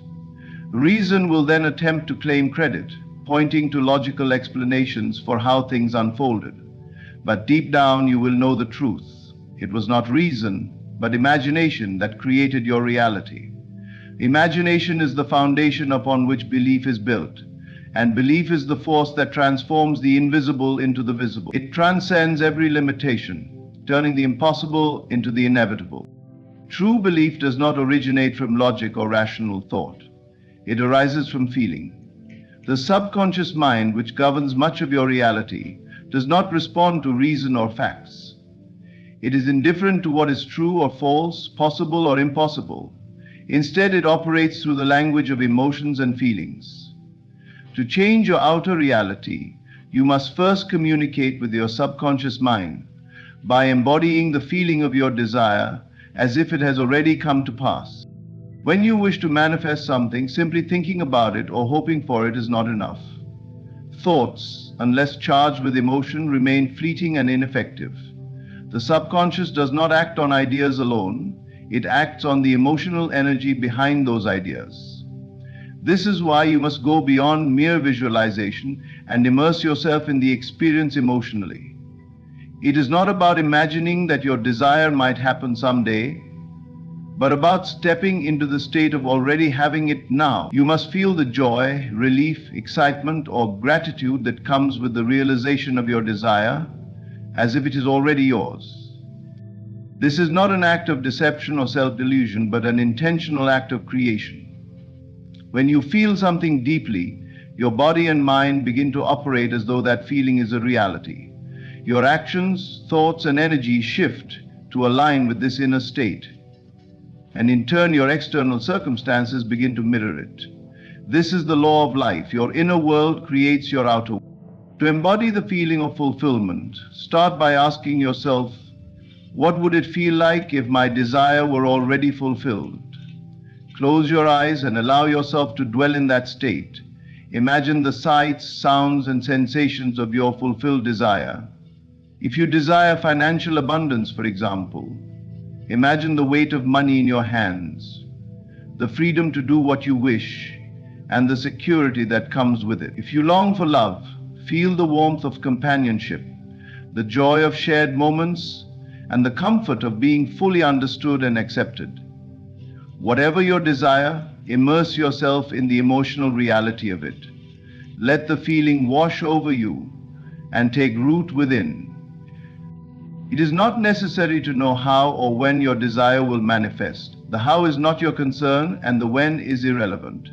Your sole responsibility is to maintain the feeling of fulfillment. The more consistently you dwell in this emotional state, the more firmly you impress it upon your subconscious mind. And as this impression takes hold, the outer world begins to shift in response. People, opportunities, and circumstances will naturally align to reflect the state you have embodied within. Doubts may arise, and the world around you might present evidence to the contrary.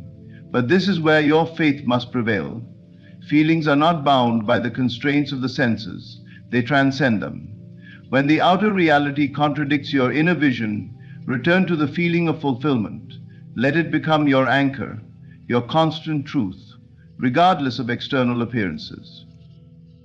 This practice requires discipline, but its rewards are profound. By embodying the feeling of your desire already fulfilled, you activate the creative power within you. You move from being a passive observer of life to a deliberate creator of your reality. In time, what you feel within will become visible without. Your outer world will align with your inner state, and the fulfillment you once only felt will become the life you live. This is the essence of true belief, feeling it real until it becomes real. The five senses are powerful tools for experiencing the physical world, but they are not infallible guides when it comes to creating a reality that transcends current circumstances. They function as reporters of what is, not of what can be. If you rely solely on what your eyes see, your ears hear, or your hands touch, you risk becoming trapped in a loop of perpetuating the same external conditions. To manifest a new reality, you must learn to detach from the evidence of the senses and anchor yourself in the unseen reality you wish to create. The outer world reflects the sum of your past thoughts, feelings, and beliefs. It is the residue of your previous inner states, not the defining truth of what is possible. When you allow your senses to dominate your perception, you become bound by the limitations they impose.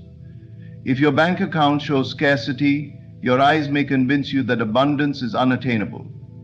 If your relationships are strained, your ears may echo words of conflict that reinforce disharmony. These appearances are not permanent truths. They are malleable and can be reshaped by shifting your focus inward. To detach from the evidence of the senses, you must recognize that the unseen reality within you is the true source of creation. Your imagination and inner convictions are far more potent than the fleeting appearances of the external world. Begin by withdrawing your attention from what you do not want. When faced with a reality that contradicts your desires, resist the urge to dwell on it or react emotionally to it. Instead, turn inward and focus on the reality you wish to manifest. This practice is not about ignoring reality, but about transcending it. A gardener does not dwell on the barrenness of a winter field. They plant seeds with the conviction that spring will come. Similarly, you must plant the seeds of your desired reality in the fertile soil of your imagination, nurturing them with the feelings of fulfillment. When you do this, the outer world will begin to reorganize itself to reflect your inner vision. Detachment requires discipline and faith. The senses are persistent, and the world may offer evidence that seems to counter your efforts. In those moments, remind yourself that appearances are not final. They are merely shadows cast by previous states of mind. Anchor yourself in the certainty that the unseen reality you hold within is more real than the fleeting conditions around you. The physical world is plastic and responsive to the impressions you impress upon it through thought and feeling. Meditation and visualization are invaluable tools in this process. Set aside time each day to quiet the chatter of the senses and immerse yourself in the feeling of your desire already fulfilled. Picture it vividly. Engage all your inner senses, and most importantly, feel the emotions associated with its realization. The more you dwell in this state, the less power the outer world will have to sway you. Your role is not to fight against what is, but to align yourself with what can be. The evidence of the senses may scream doubt, but your faith in the unseen must remain unwavering. Over time, the persistent focus on your inner vision will override the limitations of the senses, and the outer world will yield to the truth of your inner conviction. By detaching from appearances and anchoring yourself in the unseen, you activate the creative power within you and become the master of your reality. Persistence in the assumption of your desire is the cornerstone of transformation. It is not enough to momentarily entertain the thought of your wish fulfilled. You must live in that state repeatedly and consistently until it becomes your reality.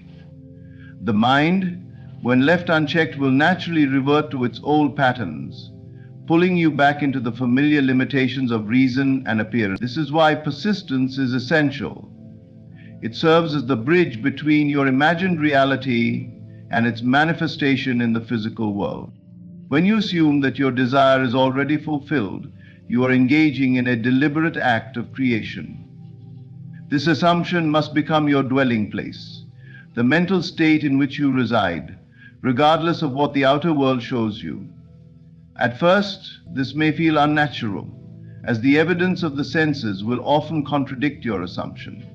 But the key is to remain steadfast, trusting that the inner reality you consistently affirm will eventually harden into fact. Persistence requires discipline. It is easy to fall into doubt or despair when your desires seem distant or unattainable. The rational mind will question the validity of your belief, pointing to the absence of tangible proof. Yet this is precisely when persistence must take over. You must remind yourself that the outer world is not the source of your reality. It is merely the reflection of your inner state.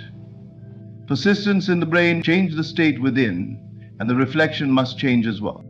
One of the most effective ways to persist is through repeated affirmation and visualization. Affirm to yourself with conviction that your desire is already yours. These affirmations are not empty words, they are declarations of truth that impress your subconscious mind. Combine them with vivid mental images of your fulfilled desire. See yourself living in the end state, experiencing the joy, peace, or excitement that comes with it. Do this regularly, especially during quiet moments of the day or just before sleep when your mind is most receptive. Persistence also involves a willingness to ignore setbacks and delays. The manifestation of your desire may not happen immediately, and there may be times when the outer world appears to move in the opposite direction. These moments are tests of your faith and commitment. Do not waver. Instead, double down on your assumption, reaffirming your belief in the unseen reality. Treat every apparent obstacle as an illusion, knowing that the ultimate outcome is already secured within you. A helpful practice is to act as if your desire is already a fact. This does not mean forcing actions in the outer world, but rather aligning your thoughts, feelings, and attitudes with the fulfillment of your desire. How would you feel, think, and behave if you already had what you wanted? Begin embodying those qualities now. This alignment creates a harmonious resonance between your inner and outer worlds, accelerating the process of manifestation. Persistence is not about struggle or effort. It is about consistency and faith. You are not forcing the universe to deliver your desire. You are aligning yourself with the reality where your desire already exists. The more you persist in this alignment, the more natural it becomes, and the easier it is for your subconscious mind to accept it as true. Persistence transforms belief into knowing. What begins as an assumption gradually solidifies into a conviction that cannot be shaken. This conviction, once established, becomes the foundation upon which your new reality is built. By persisting in the assumption of your desire, you align yourself with the creative power within and open the door of your imagined reality to manifest in the physical world. Doubt is an inevitable part of the journey toward fulfilling your desires. It arises when the rational mind, tethered to the evidence of the senses, questions the reality of what you seek to manifest. But doubt does not have to be a stumbling block. It can become a stepping stone. Every doubt, every moment of hesitation is an opportunity to reaffirm your inner conviction and deepen your faith in the unseen reality you are creating. Instead of seeing doubt as an enemy, learn to see it as a tool that strengthens your belief. When doubt arises, it is often accompanied by the voice of reason. Reason operates within the boundaries of what is known and proven, and it tends to resist anything that challenges those limits. But your desires often lie beyond the realm of the known. If you were already living in your desired reality, there would be no need for imagination or faith. Doubt, then, is a natural reaction to stepping into the unknown. However, it is not a sign that you are off course. It is a sign that you are expanding into new possibilities. The first step in turning doubt into an opportunity is to recognize it for what it is, a thought, not a fact. Doubt only has power if you allow it to take root and grow. When a doubtful thought arises, observe it without judgment and remind yourself that it is merely a reflection of your past conditioning. It does not define your future unless you give it permission to do so. In this way, doubt becomes a mirror, showing you the areas where your faith needs to be strengthened. Instead of resisting doubt or trying to suppress it, use it as a prompt to reaffirm your belief. Each time a doubtful thought enters your mind, counter it with a deliberate affirmation of your desired state. For example, if doubt tells you this will never happen, respond with, "It is already done. My desire is a reality now." Repeat this affirmation with conviction, feeling the truth of it as you say it. Over time, this practice rewires your mind, making faith the dominant response instead of doubt. Obstacles and challenges in the outer world often trigger doubt, but these too can be reframed as opportunities. Every obstacle is a chance to prove to yourself that your inner conviction is stronger than any external circumstance. Instead of seeing an obstacle as evidence that your desire is unattainable, see it as a test of your faith.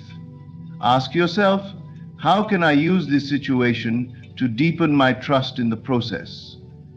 It's not necessarily when you approach challenges with this mindset, they lose their power to derail you and instead become catalysts for growth. Faith is like a muscle. It grows stronger with use. Doubt provides the resistance necessary for that growth. Just as physical exercise requires tension and effort to build strength, spiritual growth requires moments of uncertainty to deepen your reliance on your inner power. Embrace these moments as opportunities to practice unwavering faith in the unseen. Each time you overcome doubt, you reinforce your belief, making it more resilient and unshakable. The key to turning doubt into an opportunity is to remain rooted in the feeling of your desire already fulfilled. No matter what your mind or the world around you suggests, hold fast to the inner conviction that your desired reality exists and is unfolding perfectly. Use visualization, affirmation, and gratitude to keep your focus on the end result rather than the obstacles along the way. Gratitude in particular is a powerful antidote to doubt. When you feel grateful for your desire as though it has already been achieved, you align yourself with the frequency of fulfillment, dissolving doubt in the process. Doubt is not something to be feared or avoided. It is an essential part of the journey. It is through confronting and overcoming doubt that you build the unshakable faith required to manifest your desires. Each time you choose belief over doubt, you strengthen your connection to the creative power within you. And as your faith grows, the outer world will inevitably reflect the reality of your inner conviction. Trusting in the timing of the unseen is an act of surrender, a declaration of faith in the invisible processes of life. When you plant a seed, you do not dig it up every day to check if it has sprouted. You trust that the seed will grow in its own time, unseen beneath the soil, before breaking through into the light. In the same way, the manifestation of your desires follows an unseen process that requires your trust, patience, and belief in its perfect timing. The rational mind often demands control, wanting to dictate how and when your desires should appear. This need for control stems from fear, the fear that if you let go, your desire will remain unfulfilled. But the truth is, control is an illusion. Manifestation operates on a higher plane, one that is not bound by the limitations of human reasoning or the constraints of time. To trust in the unseen is to acknowledge that there is a greater intelligence at work, orchestrating events in ways that your conscious mind cannot comprehend. Releasing the need to control does not mean becoming passive or indifferent. On the contrary, it requires an active commitment to your inner vision. Your role is to maintain the feeling of your desire already fulfilled, to align your thoughts, emotions, and actions with the reality you wish to experience. Once you have set your intention and embodied the feeling of fulfillment, the how and when are no longer your concern. These details belong to the unseen forces that bring your desires into being. The timing of manifestation is always perfect, though it may not align with your expectations. What feels like a delay is often preparation. The universe is arranging the circumstances, opportunities, and people necessary for your desire to materialize in the most harmonious way. Sometimes you may not be ready to receive what you are asking for, and the delay serves as an opportunity for growth. and alignment. Trust that every moment, every experience, is moving you closer to your desired outcome, even if it is not immediately apparent. A powerful way to cultivate trust is to look back on past experiences where things worked out in ways you could not have planned or predicted. Reflect on moments when what you needed came to you at the perfect time, often in unexpected ways. These memories serve as reminders that life has a rhythm and intelligence far greater than what the rational mind can grasp. Trusting in the timing of the unseen means believing that this same intelligence is at work in your current situation. Doubt and impatience often arise when the outer world shows no evidence of progress. In these moments, remember that manifestation begins in the unseen realm. Just as a seed takes time to germinate beneath the surface, your desires are growing in ways that are not immediately visible. Resist the urge to measure progress by external signs alone. Instead, turn inward and reaffirm your faith in the process. Feel the reality of your desire as though it is already complete, and let this feeling guide your thoughts and actions. Gratitude is a powerful tool for reinforcing trust. When you express gratitude for your desire as though it has already been fulfilled, you align yourself with the frequency of abundance and fulfillment. Gratitude shifts your focus from lack to abundance, dissolving fear and impatience. It reminds you that the unseen forces are always working in your favor, even when the evidence is not yet visible. Trusting in the timing of the unseen requires a balance of intention and surrender. Intention sets the course, while surrender allows the process to unfold naturally. When you release the need to control and trust in the perfection of divine timing, you open the door for miracles to occur. Your role is to hold the vision, embody the feeling of fulfillment, and remain steadfast in your faith. The how and when are not yours to manage. They are the domain of the unseen, which always delivers in ways more magnificent than you can imagine.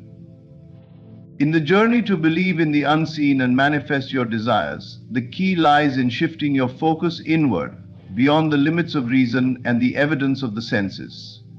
Imagination is the foundation of belief, and your ability to feel your desires as real, detached from the outer world, persist in your assumptions, turn doubts into opportunities, and trust in divine timing all play a vital role in creating your reality. Manifestation is not about controlling the external, it is about mastering the inner.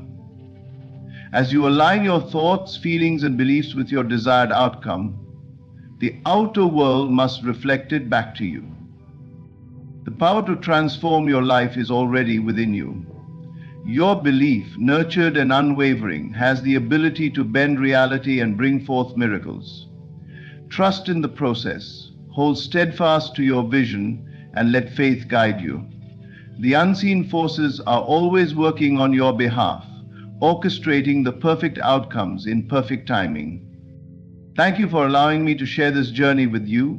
May you walk forward with confidence, clarity, and the unwavering belief that all you seek is already yours. Blessings to you.